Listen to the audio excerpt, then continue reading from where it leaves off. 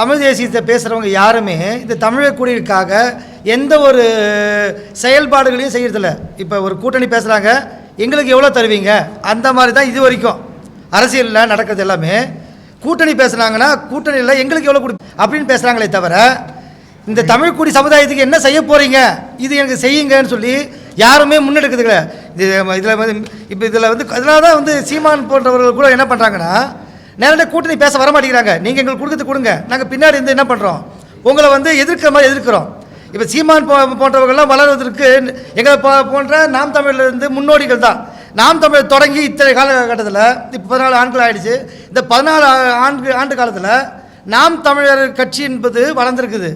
சீமான் மட்டும்தான் வளர்ந்துருக்காரு. நாம் தமிழர் கட்சியில் இருக்க அடிப்படை உறுப்பினர் கூட தேவையில்லை. ஏதாவது வளர்ந்துருக்கிற ஒரு நபர்கள் சீமானுக்கு யாரெல்லாம் சப்போர்ட் பண்ணுறாங்களோ, யாரெல்லாம் அவர் பின்னாடி நடக்கிறாங்களோ, யாரெல்லாம் அவர் சொல்கிறதுக்கெல்லாம் ஒத்து ஊதுறாங்களோ அவங்கள தவிர வேறு யாரையுமே தெரியாது. தமிழ்நாட்டில் பத்திரிகையாளர் உங்களுக்கும் தான் தெரியாது இல்லையா?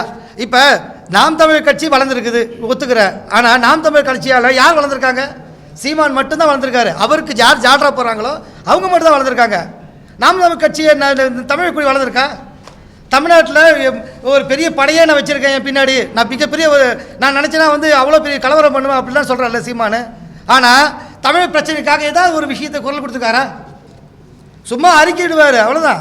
ஒரு லெட்டர் பேடில் போடுவார், என்ன சொல்லுவார், இவர் பேச்சை கேட்டுட்டு எங்கள் தம்பி இந்த தமிழ்நாட்டில் இருக்க தம்பிக்கெல்லாம் யாராவது ஒரு பிரச்சனைக்கு போயிட்டேன்னா இவன் யாருனே எனக்கு தெரியாது, இவன் என் கட்சியிலே கிடையாது அப்படின்னு சொல்லிடுவார்.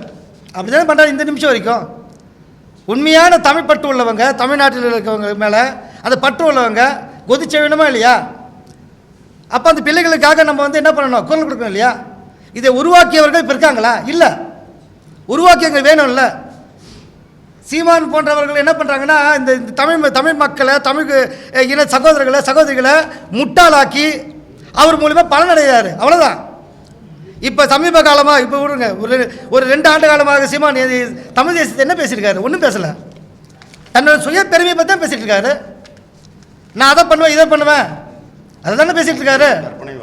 கற்பனைவாதம் இதுதான் பேசிகிட்டு இருக்காரு. கண்டிப்பாக பி டீம் தான். ஏன் சொல்ல வரேன்னா, மத்திய அரசு மாநில அரசு இதை எதிர்த்து யாராலையும் வந்து ஆட்சி பண்ண முடியாது. யாராலையும் மத்திய அரசையும் மாநில அரசையும் எதிர்த்து நடக்க முடியுமா? மத்திய அரசுக்கும் மாநில அரசுக்கும் இணக்கமான ஒரு நட்பு வச்சுக்கிட்டதுனால தான் இவர் என்ன பண்ணுறாரு, இவர் ஆட்சி பண்ணுறாரு. பொது வழிகளில் மேடைகளில் நான் திட்டுவேன். நீங்கள் அவர் தன்னை கட்டமைக்கிறதுக்காகவும் தன்னை பாதுகாக்கிறதுக்காகவும் எல்லாரையும் அண்ணன் தம்பி தங்கச்சி அப்படின்னு சொல்லி என்ன பண்ணுறாரு, நல்ல வார்த்தைகளை பயன்படுத்துகிறாரு. ஆனால் உண்மையாகவே அவர் சொல் வழிப்படி நடக்கிறாரா? இல்லையே. அவர் சொல் வழிப்படி நடந்திருந்தால் உண்மையான தமிழ் தேசியம் இந்த 14 ஆண்டுகளில் மறந்துருக்கும். அதான் உண்மை. நான் சார்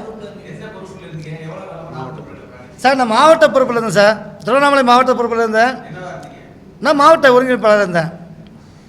இதில் என்னென்னா, நான் இப்போ 2018 தான் வெளியே வந்தேன். இவரோட செயல்பாடு முதல்லேருந்தே எங்களுக்கு இவர் வந்து நல்ல ஒரு பேச்சாளர் இருந்தார். இவர் 2009 இந்த கட்சிக்காக முன்னெடுக்கிறதுக்கு முன்னாடி வரைக்கும் நாங்கள் 2000 இந்த தமிழ் தேசியத்தை பேசிட்டு சுற்றிட்டு இருந்தவங்க. அதுக்கப்புறமேட்டு இவர் 2009 கட்சியாக இவர் வந்து உள்ளே வர ஆரம்பிக்கும் போது நாங்கள் என்ன பண்ணோம், நாங்கள்லாம் இவருக்கு சப்போர்ட் பண்ணோம். ஏன்னா இவருக்கு ஒரு மீடியா ஃபோக்கஸ் இருந்துச்சு. மீடியா ஃபோக்கஸ் இருந்தாலும் இவருக்காக சப்போர்ட் பண்ணோம். இவருக்கு நாங்கள் வந்து மறைமுகமான எல்லா வேலைகளும் செஞ்சோம். இந்த கட்சி வளர்கிறதுக்கு லட்சக்கணக்கான தொண்டர்கள் இல்லை, நானும் ஒருத்தன். எங்களுக்கு தலைமையெல்லாம் தேவையில்லை, தமிழ் தேசியம் தான் தேவை. தமிழர்களோட ஒற்றுமை தேவை, தமிழர்களோட வளர்ச்சி தேவை. ஆனால் இவர் அதை தன்னோட சுயநலத்துக்காக பயன்படுத்திக்கிறாரு.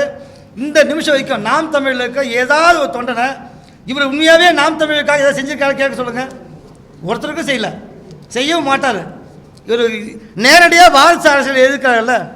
ஆனால் இப்போ என்ன பண்ணிட்டுருக்காரு, அந்த கட்சியே தன்னோட வாரிசு கட்சியாக பார்த்துட்டார்ல. தன்னோட மகனையோ தன்னோட மனைவியோ அந்த கட்சிக்குள்ளே கொண்டு வந்துட்டார். அடுத்த கட்டத்துக்கு என்ன பண்ணுவார், இவருக்கு அடுத்த தலைமையில் இவங்க தான் இருப்பாங்க.